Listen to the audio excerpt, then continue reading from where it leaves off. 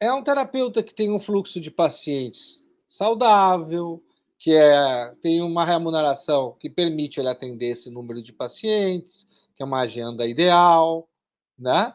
E por causa disso tem tempo para fazer exercício, para estudar, para fazer uma supervisão, para fazer um curso, para escrever um livro, para deixar a mente mais afiada. Aquele que está atendendo tanto assim, para poder, porque provavelmente não consegue ser valorizado no seu trabalho, não consegue cobrar um preço justo, não consegue fazer o paciente ver o quanto o trabalho serve, daí tem que trabalhar muitas horas, ou trabalhar para outros, ou trabalhar para convênios, para poder ter um mínimo de conseguir tirar 2, 3 mil reais por mês, e olhe lá, né? Esse vai estar com a mente saturada, esse vai estar com a mente exausta, esse vai estar com a mente cansada. Não vai ter muito tempo de se atualizar. Vai agir mais no controle remoto. Vai fazer as coisas de um jeito mais. Usar atalhos, porque está mais cansado. E aí o paciente vai ter mais dificuldade de ver um especialista ali na frente. Porque o trabalho dele vai tender a ser meio generalista, atender mais ou menos todo mundo do mesmo jeito, porque fica até mais fácil fazer isso. Vai pecar em fazer um diagnóstico da estrutura do paciente, porque vai estar com a mente cansada, e aí vai acabar deixando isso para um segundo plano, não vai pensar no diagnóstico, e vai atendendo sem entender direito quem é o paciente, sem saber direito como deve abordar esse paciente, que técnica deve usar, porque não entendeu direito como é que o paciente, que defesas o paciente está usando, como é que o paciente está lidando com as pulsões e os conflitos, que conflitos o paciente está tendo, aquilo que ele está dizendo, aquilo que ele não está dizendo, né? Vai ter muito mais dificuldade nesse sentido. Então, a mente afiada está nessas coisas, né? Se a gente não cuida da nossa própria mente, não cuida do que a gente, de como a gente vive enquanto profissional, enquanto pessoa, isso vai afetar diretamente os nossos resultados com os pacientes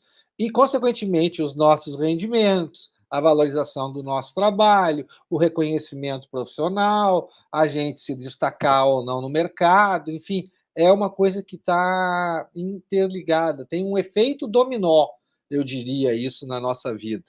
Sabe como é que é o efeito dominó, né? Uma peça interfere, caindo, interfere em todas as outras, né?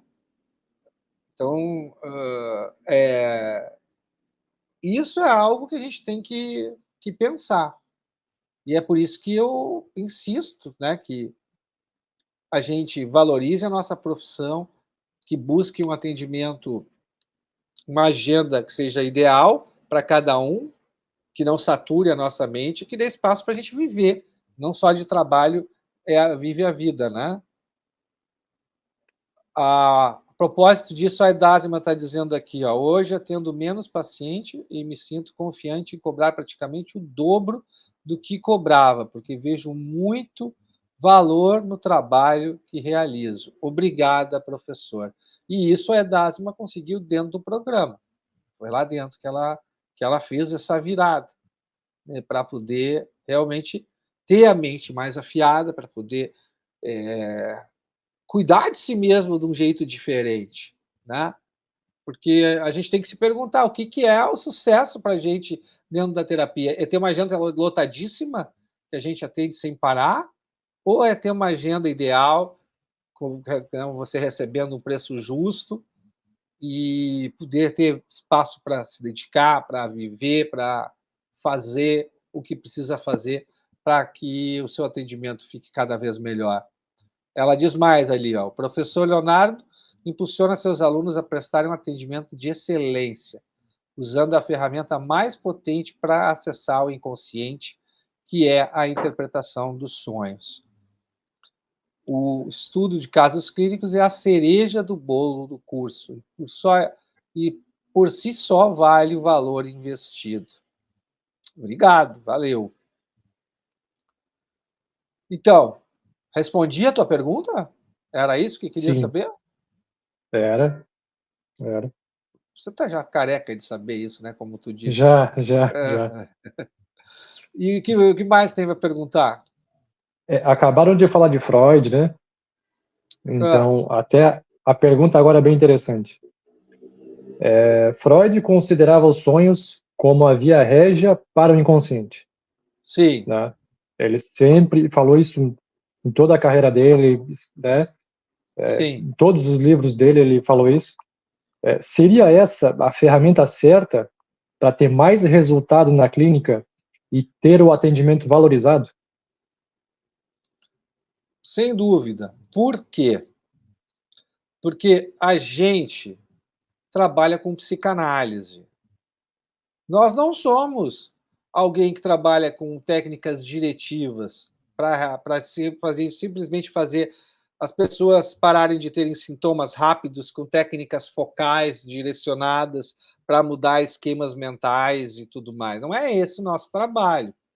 Nosso trabalho ele é voltado para aquele tipo de indivíduo que sofre com a própria existência, é filosófica, é filosófico o sofrimento do sujeito, e ele precisa uma transformação mais profunda.